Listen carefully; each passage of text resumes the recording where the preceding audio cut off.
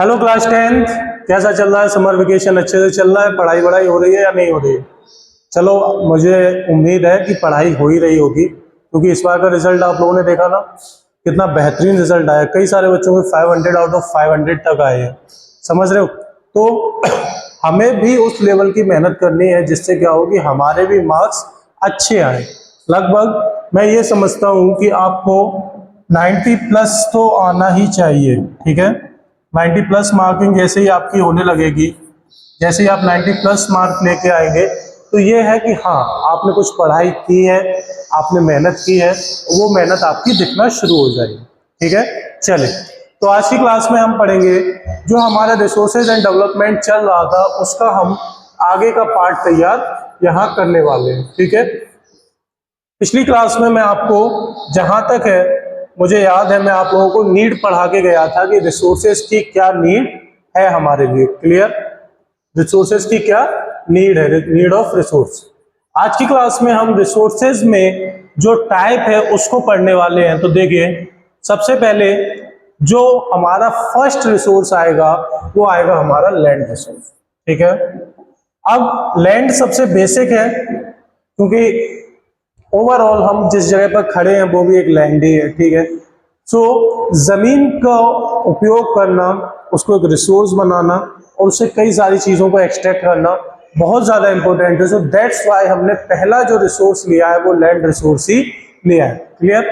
चलिए, तो शुरू करते हैं इसको। देखिए, इसमें कोई डाउट नहीं है कि लैंड एक इंपॉर्टेंट रिसोर्स है, ठीक है। क्यों है? क्योंकि इट सपोर्ट्स नेचुरल वेजिटेशन। क्योंकि आप देखोगे तो जितने भी फॉरेस्ट हैं, ओके, जितने भी स्क्रब्स हैं, जितने भी हर्ब्स हैं, ठीक है, ये सारे आपको कहाँ मिलेंगे? जमीन पर ही मिलेंगे। ऐसा तो है नहीं कि आसमान में उग रहे हो। क्लियर? दूसरा आ जाइए, it supports wild life and human life. सही बात है, जितने भी जानवर हैं और जितने भी इंसान हैं उनको जमीन से ही सपोर्ट मिलता है, ठीक है।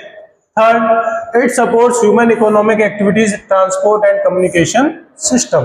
क्लियर? क्योंकि हम एक जगह से जब दूसरी जगह भी जाते हैं तो हम जमीन का ही इस्तेमाल करते हैं। हाँ, अब वो बात अलग है कि पानी और हवाई जहाज आ गया, पर पहले की अगर बात तुलना में किया जाए तो हम ये बेसिकली ध्यान समझते हैं कि जब भी हम one place to another travel करते थे तो उसके लिए हम किसका इस्तेमाल करते थे? जमीन का ही इस्तेमाल करते थे। क्लियर?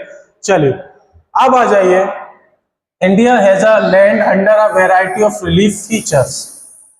अब हमारे इंडिया के रिगार्डिंग हम इन रिसोर्सेज को पढ़ने वाले हैं। लैंड रिसोर्स जो है हमारा, इसको हम किसके रिगार्डिंग पढ़ने वाले हैं? इसको हम पढ़ने वाले हैं इंडिया के रिगार्डिंग, ठीक है। अब कैसे? तो देखो, इंडिया के जो फीचर्स है, जो इंडिया में जो जगह किस तरीके से इस्तेमाल की जाती है उसके बारे में पढ़ेंगे। तो देखिए, लगभग 43% जो एरिया है वो एग्रीकल्चर और इंडस्ट्रीज में यूज किया जाता है। क्लियर? सेकंड आ जाइए, 30% हमारे यहाँ माउंटेन्स है जो हमारे लिए किस तरीके से हेल्पफुल होते हैं। एक तो देखो, वहां से नदियां बहती हैं, ठीक है, प्लस वहां पर टूरिस्ट जाते हैं, प्लस वहां पर कई सारे अलग अलग वाइल्ड लाइफ आपको देखने के लिए मिल जाते हैं। क्लियर? फोर्थ आ जाइए, 27% is plateau region which is rich in mineral, fossil fuel and forest. यहाँ से हमें मिनरल्स मिल जाते हैं, फॉसिल फ्यूल मिल जाते हैं और जंगल भी आपको वहां बहुत सारे देखने के लिए मिल जाएंगे। क्लियर? चलिए, तो इस डाटा को थोड़ा सा हम क्या करेंगे? माइंड में रखेंगे, ठीक है, इन माइंड। 43%, 30% एंड 27%। ओके, चलिए आगे आ जाइए, लैंड यूटिलाइजेशन। अब हम यहाँ पर ये पढ़ने वाले हैं कि हमने ये अभी डिस्कस किया कि लैंड जो है हमारे लिए एक रिसोर्स है, बट हमने सबसे बेसिक डेफिनेशन जो रिसोर्स की पढ़ी थी वो क्या पढ़ी थी कि कोई भी चीज आपके लिए रिसोर्स तब बनता है जब वो आपके लिए यूजफुल हो, ह्यूमन बीइंग्स के लिए। तो लैंड एक रिसोर्स है, हमने मान लिया, तो अब इसके क्या क्या यूजेस है वो हम पढ़ने वाले हैं। क्लियर? देखिए, सबसे पहले है the land resource are used for following purpose. Forest, जमीन पर जंगलों को लगाया जाता है, फॉरेस्ट से हमें लकड़ी मिलती है, फल, दवाइयां मिल जाती हैं, प्लस आपके लिए ऑक्सीजन का प्रबंध हो जाता है, सारी चीजें हो जाती हैं। क्लियर? सेकंड आ जाइए, land not available for cultivation. अब ऐसी जगह जिस पर हम कल्टीवेशन नहीं कर सकते, मींस फार्मिंग नहीं कर सकते, उस जमीन को हम क्या करते हैं, तो देखिए वो जमीन को हम कंसीडर करते हैं किसमें, बैरन एंड वेस्टलैंड, बंजर और अनुपयोगी जगह। ठीक है। Second, land used for non agriculture activities such as building roads, factories.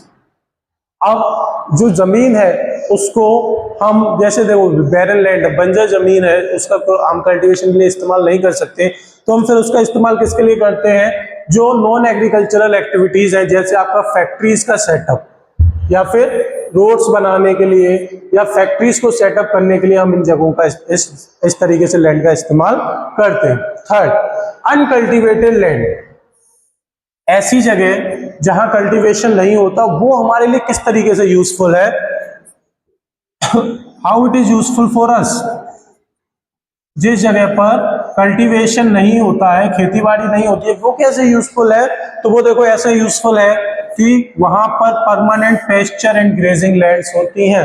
मतलब जिस जगह पर आप अगर हल चलाओगे ही नहीं, तो वहां पर आपको चारा जो है वो ऑटोमेटिकली उग जाएगा और वहां पर आपको परमानेंट चारा मिलता रहेगा। Clear. Second, land under the crop groups, वहां पर जो छोटे छोटे पेड़ हैं वो ऑटोमेटिकली उगते चले जाते हैं। क्लियर। कल्टीवेबल वेस्टलैंड, और वो जगह ऐसी जगह होती है जिसको आप फ्यूचर में अपने लिए इस्तेमाल कर सकते हैं। क्लियर। इसका मैं ये बताता हूं कि ये कहना चाहता है कि ये एक जगह है, ठीक है, और इस जगह पर क्या हो रहा है, इस जगह पर कल्टीवेशन नहीं हो रहा है। ठीक है, मतलब यहाँ पर जुताई, सिंचाई और बुवाई, सोइंग कुछ भी नहीं किया जा रहा है, तो ये हमारे लिए कैसे यूजफुल हो सकती है, तो ये हमारे लिए इस तरीके से यूजफुल हो सकती है कि यहाँ हमें पूरी साल पेस्चर मिलेगा, जानवरों के लिए चारा मिलता रहेगा। ठीक है। इन फ्यूचर हम इस लैंड को क्या बना सकते हैं, कल्टीवेबल लैंड बना सकते हैं। अभी भले ही खेती नहीं कर रहे हो, पर फ्यूचर में हम यहाँ पर कर सकते हैं। क्लियर। चलिए, सो यहाँ हमारे हो गए। फोर्थ पॉइंट, फैलो लैंड, ये जो है वो एक डेफिनेशन के तौर पर है, तो इसको आप याद भी कर सकते हैं कि फैलो लैंड किसको कहते हैं। तो फैलो लैंड वो जगह होती है जो लगभग 1 या 5 साल के लिए अनकल्टिवेटेड छोड़ी जाए, मतलब उस पर खेती बाड़ी ना की जाए, उस जगह को हम फैलो लैंड कहते हैं। क्लियर। चलिए, अब ये जो लिखा हुआ है इसको मैं आपको बताता हूं क्या है। देखिए,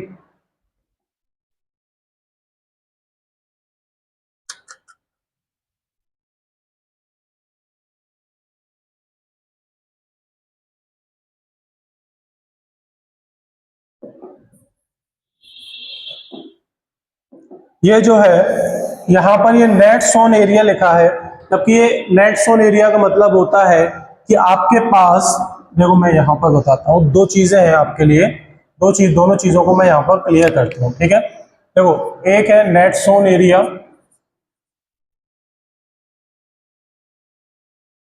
ठीक है, और एक है ग्रॉस क्रॉप्ड एरिया।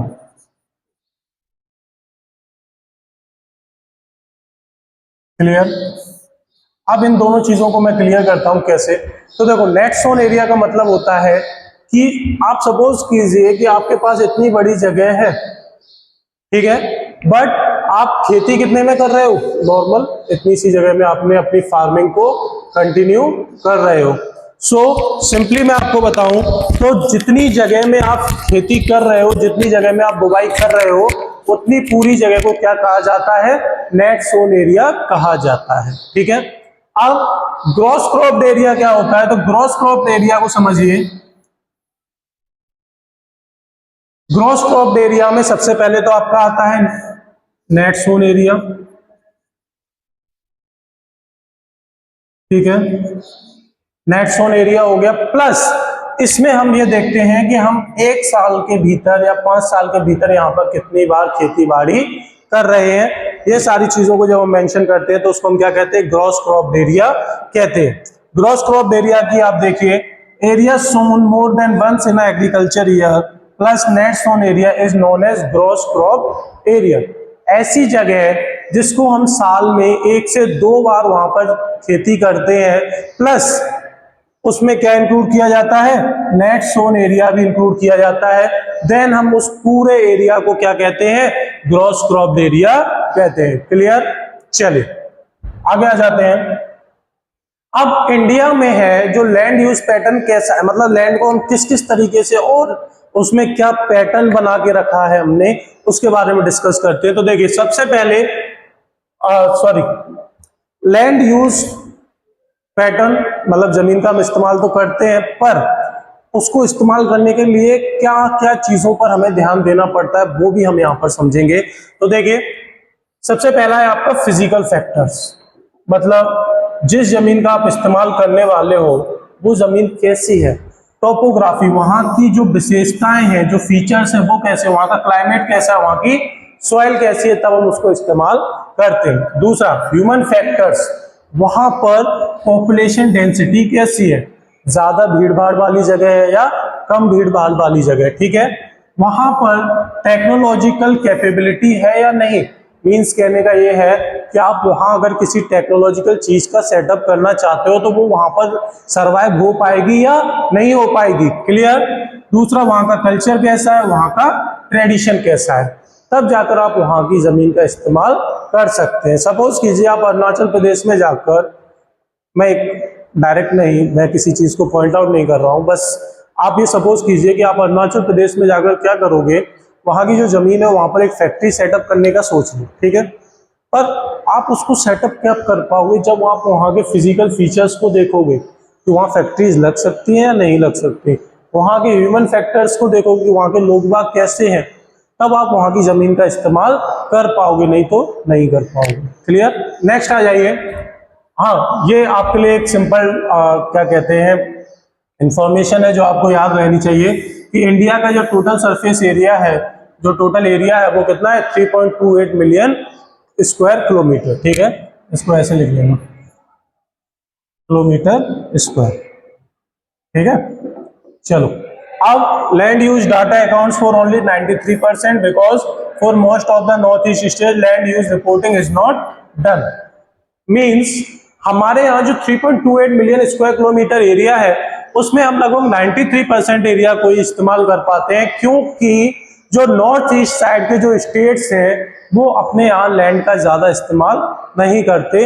इस वजह से ऐसा शो किया जाता है कि लगभग इस पूरी क्वांटिटी का, इस पूरे एरिया का हम ओनली 93% पार्ट ही इस्तेमाल कर पाते हैं। क्लियर। आगे आ जाइए। ये आपको कुछ एक सिंपल सा डाटा बताया गया है जिसको आप आगे पढ़ सकते हैं, ठीक है। इसमें आ जाइए।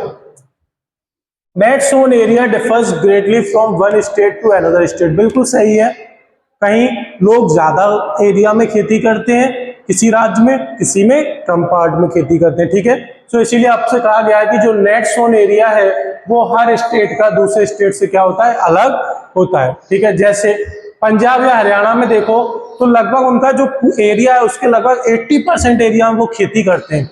और यही हम कहाँ चले जाएं, अरुणाचल प्रदेश, मिजोरम, मणिपुर, अंडमान निकोबार, वहां अगर आप देखोगे तो वो अपनी जमीन का केवल 10% से भी कम इस्तेमाल करते हैं खेती के लिए। समझ गए। वेस्टलैंड इंक्लूड्स रॉकी एरिड, जो जगह हमने वेस्टलैंड कंसीडर की है वो कैसी होती है, सूखी एरिया होता है, डेजर्ट एरिया होता है, ठीक है। Land used for housing, roads, railways etc, मतलब ऐसी जगह जो हमारे लिए किसी काम की नहीं है, फॉर व्हाट पर्पस, खेती बाड़ी के पर्पस के काम की नहीं है, तो हम उसको किस तरीके से कंसीडर करते हैं, या तो हम उसको पथरीला इलाका बोलते हैं, रॉकी एराइड, या हम उसको डेजर्ट एरिया बोलते हैं, ठीक है। और उसका हम इस्तेमाल किस लिए कर लेते हैं, हाउसेस के लिए, रोड्स के लिए और रेलवेज के लिए। क्लियर।